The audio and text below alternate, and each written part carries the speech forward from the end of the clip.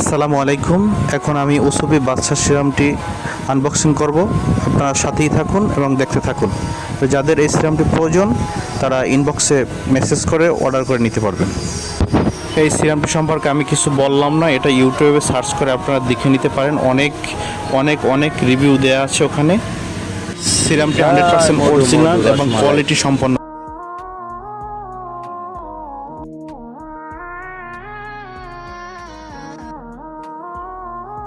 আসসালামু আলাইকুম।